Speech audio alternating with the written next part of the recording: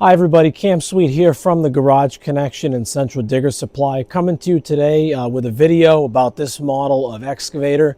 This one happens to be the Miva VA15P, and this machine, I picked this up at an auction.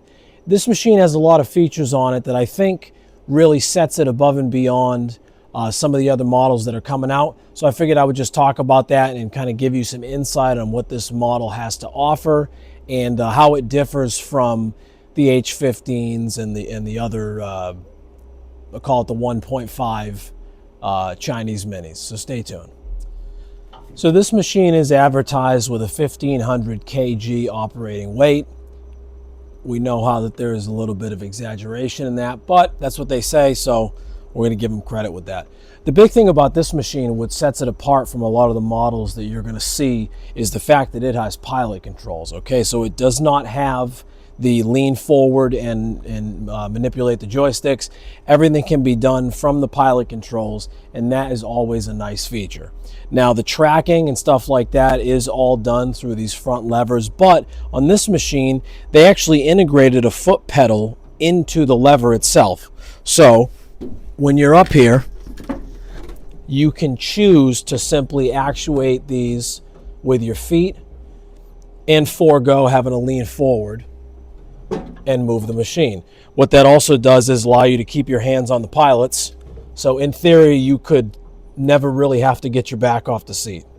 That's a pretty nice feature, and this is something that I've seen aftermarket kits for, but I haven't seen anybody specifically design the machine with this feature. The nice part is you can also unbolt these levers. That way you don't whack yourself in the shin every time you go to move, and you can just have the foot pedal controls. We also have this foot pedal control over here for the third function, and then down the center we have the grading blade. As far as the operation and the manipulation of the pilot controls, it's very nice the way that they did this. They didn't put an electronic switch that you have to flip to turn the pilots on and off. Instead, what they did is they utilized this lever right here. So as you can see, when the lever's down, it forms an artificial barrier. So technically you couldn't get on the machine if the pilots were engaged. So you lift the lever up, it moves this whole pilot out of the way. You step on, you flip this down, and that will give an electrical signal to the pilot pressure pump to start providing pressure to the pilot controls and allow you to move the machine. As far as the operator station is concerned, it's pretty self-explanatory, the layout we have here, but there are a couple of nice features. The first one is we have an hour meter and a voltage gauge right on here, right in front of you, ready to go. We also have the light switch and the key switch, and you can tell that this key switch is a little bit universal because they have a heat function on there for the glow plugs if this was a diesel. Now over here we have our cable activated choke, and my personal favorite with this machine, instead of having the ratcheting throttle arm, the throttle arm is right here.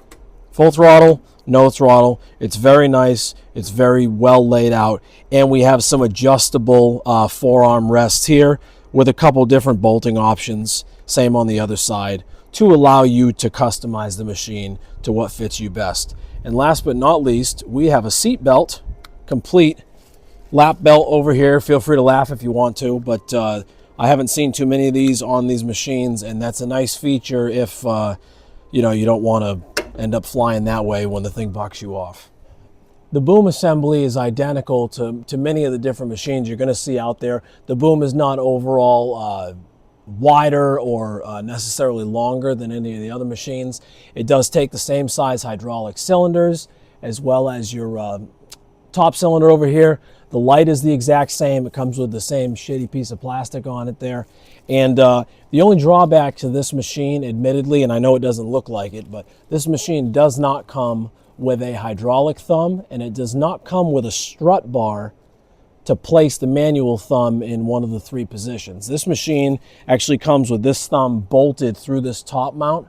This happens to be the thumb cylinder off my other 1.6 machine, and I was just playing around with it just to see what the options would be to put a hydraulic thumb on this machine. But alas, doesn't come with one. Slight drawback.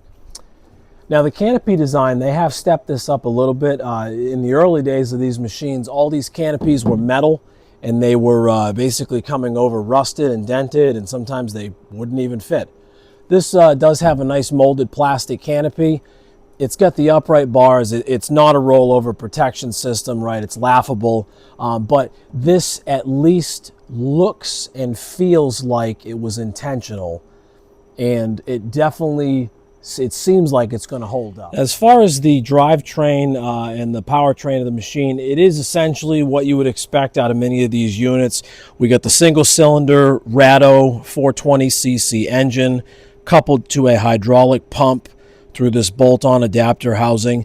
And this machine does not come with a cooler or a filter installed. It does have a substantial amount of venting around the perimeter of the machine, and there's several doors that pop open and that you can access different parts of the machine. We have some flip up doors here, battery access, pump access. Everything is very open and very user-friendly to get to. And it doesn't look like the body of the machine is going to hold much heat in. Now, underneath the cylinder, right back here, we have a nice big open cavity that this rear panel bolts onto.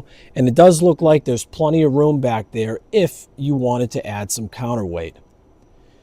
Now, as far as the hydraulic pump is concerned, this machine has a little bit of a different setup than many of the other ones that I've seen. So we have a common suction line right here coming from our hydraulic tank, which is located on the other side of the engine. So this common suction line is going to come into this pump, and then there's a passage between, and it can go into this pump also. This is your main hydraulic pump. This is your pilot hydraulic pump. Okay, so when the engine's turning, this main pump is providing flow to your directional control valves, which are located, see if we can get you, which are located all down here. Okay, this is your DCV block. It's underneath your feet. And all the little lines you see over here, they are all running up to the pilot heads. Okay, up in there, we got a pilot head up there. And we got another one you can see over there. All right, so this pump is providing flow to your DCV. Now, when you first fire up the machine and you don't have this red safety arm down here, okay, this pump is also flowing, but what happens is instead of the fluid going out, the outlet and splitting between the two pilot lines, this solenoid is opened, and it allows the fluid pressure to essentially recirc back through and back to the suction side, creating essentially a closed loop of the hydraulic fluid. The minute you close this safety gate down, you're going to send an electrical signal to this solenoid. That solenoid is going to close, and instead of it bypassing the flow, it's going to throw that pressure into the pilot lines up to your joysticks and allow you to move the hydraulic functions on the machine. Over on this side of the machine, we do have a nice big hydraulic tank. We've got a nice sight glass right there and a rather interesting security function. So it's got a keyed lock, which goes to nothing. So we're just going to go ahead and disregard that. We got a hydraulic fill cap here, and this machine does have quite a big hydraulic reservoir, admittedly. See if I get around to it right there. Yeah, so this whole big reservoir back in here, that's the hydraulic tank, quite large. The return line does go down into the bottom of it, so in the works is going to be a cooler and filter kit for this machine, I think. We're going to end up creating one of those through the business.